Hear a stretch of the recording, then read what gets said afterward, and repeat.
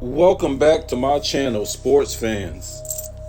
Today I want to talk about LeBron in the 2007 NBA Finals, the playoff run that he took. So basically, I really don't even want to talk about the NBA Finals. We know what happened in the 2007 NBA Finals. He got destroyed, he melted down, and all this stuff. But I want to run through this and go through the 2007 NBA playoffs for LeBron James, because we've been told a whole different narrative, and I want to go ahead and break this down game by game in the first round, the second round, in the third round, to show you that LeBron was carried to the NBA Finals by his team. For the most part, he was carried. I mean, and I'm going to show you also how weak that era really was, that he was able to make it to the NBA Finals based on his numbers and stuff like that. So we're going to go through that, because I heard Shannon Sharpe and Stephen A going at it today. And let me try to tell you something. Stephen A, he helps LeBron in the GOAT debate. Even when Skip so-called was going against LeBron in the GOAT debate, he could have said a whole bunch more, but they're restricted to really tell the truth about LeBron James. Okay, we already know Shannon Sharpe, we know Nick Wright, Kendrick Perkins, and these type of people are just straight up lying for LeBron James. For him to be in any GOAT debate with Michael Jordan, these guys just lie. And this is what type of society we live in today. We live in a society where the media, the sports media, well, all media, they're just all liars. Okay, they can't lie on Michael Jordan because his career was what it was, and we can look back at it. But these guys will act like what happened in LeBron James' career didn't even happen.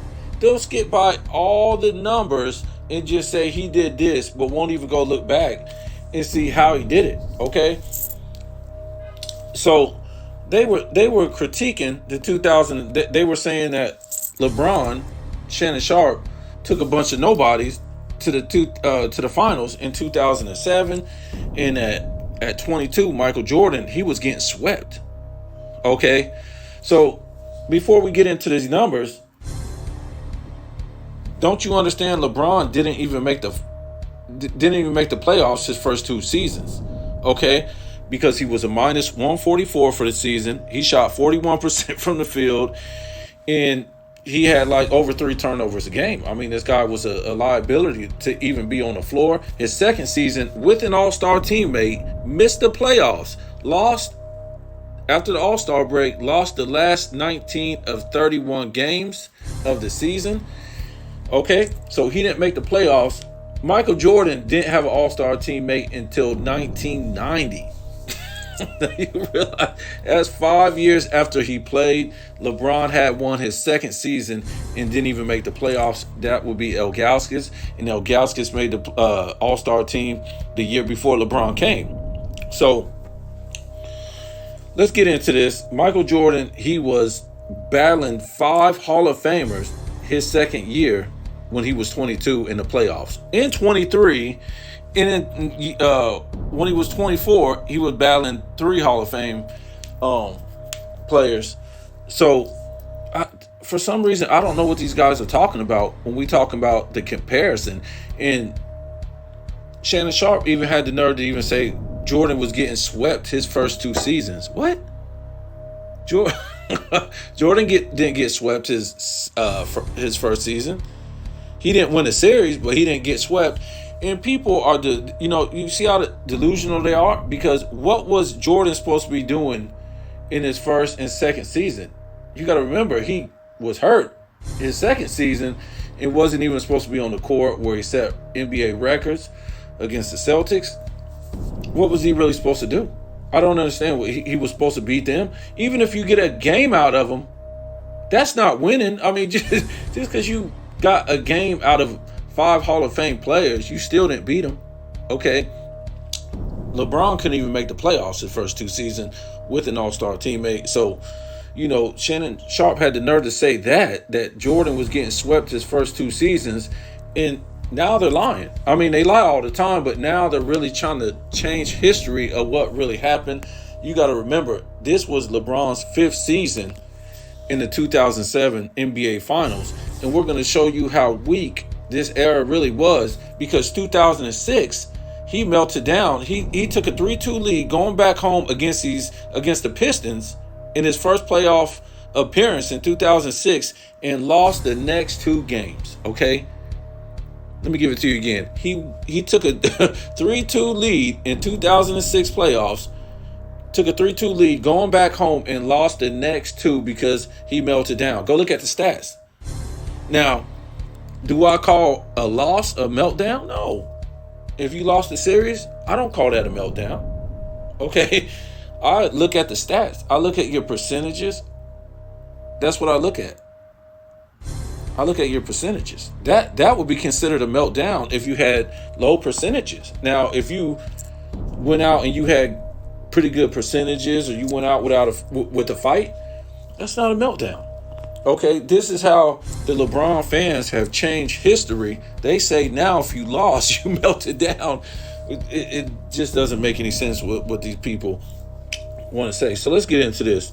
In 2007, LeBron in the first round, this is what he averaged now: 27 points per game, 42% shooting, 28% from the three-point line, and 80% from the free throw.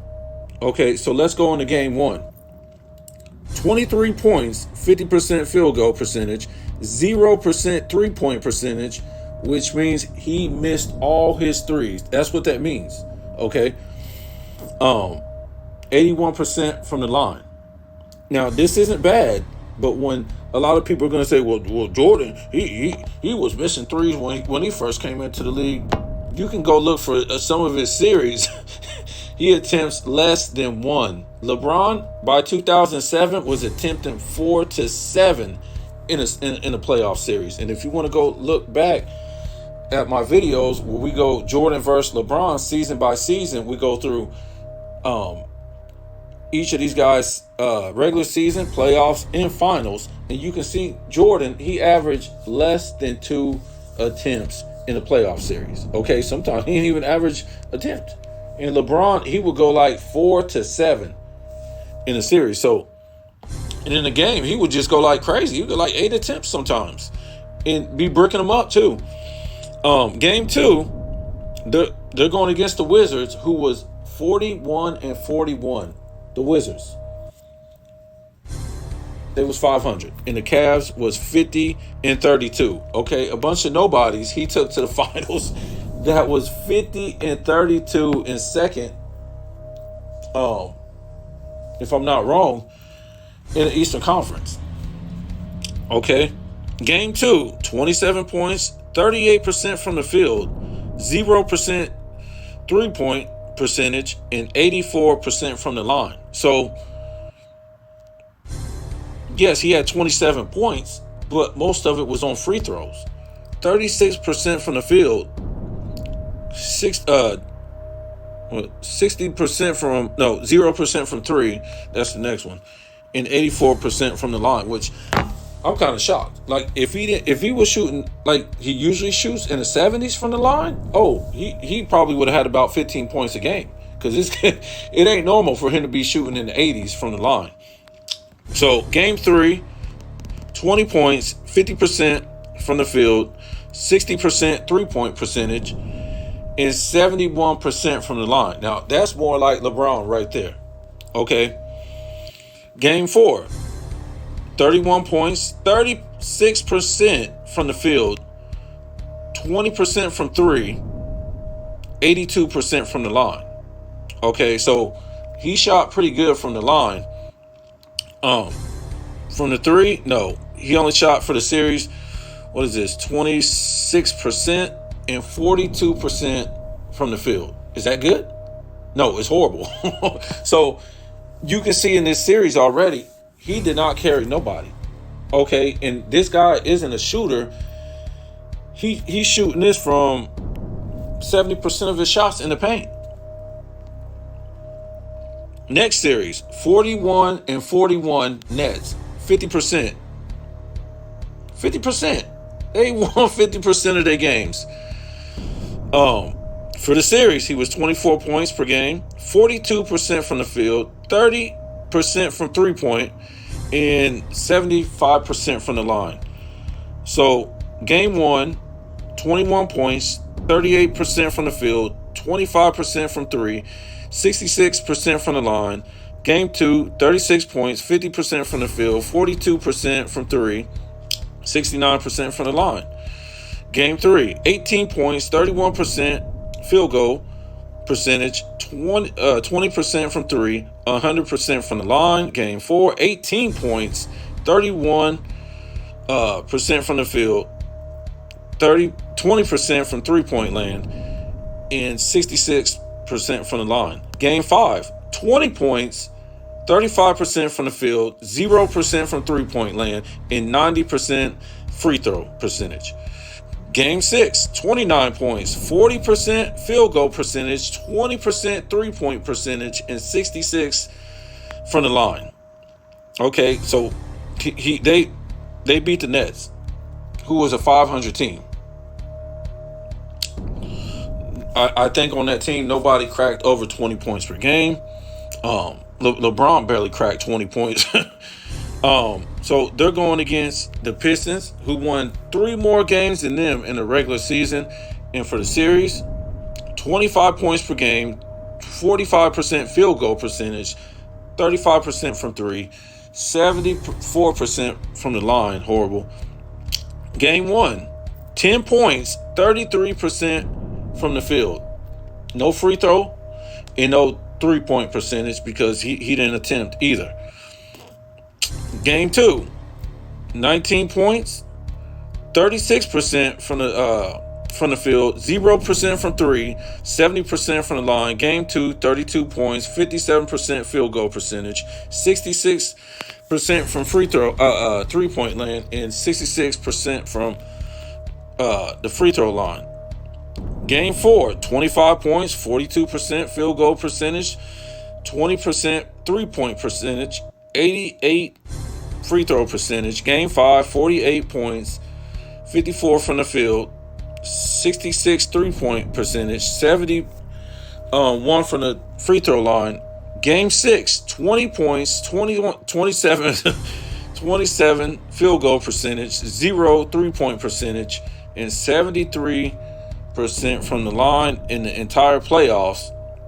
25 points, 41% field goal percentage. They might be counting the finals too. I don't know, but I looked this up. 28% three-point percentage and 75% free throw percentage. So let me tell you what, there's no way in this entire world you could put up a stat line in the first round, 27 points on 42% shooting. Second round, 24 points on 42% shooting, 75% from the line. Third round, 25 points per game, 45% field goal percentage, and 74% free throw percentage, and make it to the NBA Finals in the 80s. Or the 90s. Man, this dude, you can't even remember in Jordan's whole career where he had this many, in the playoffs or the finals. Well, just let's say the playoffs, where he shot 36% in 2 rounds. The next round shot 30% the second round he shot 1, 2, 3, 4 times under 40%. In the fourth time, he shot 40%. In the third round, he shot 36% one time, 27% in one game, and 42% in another game.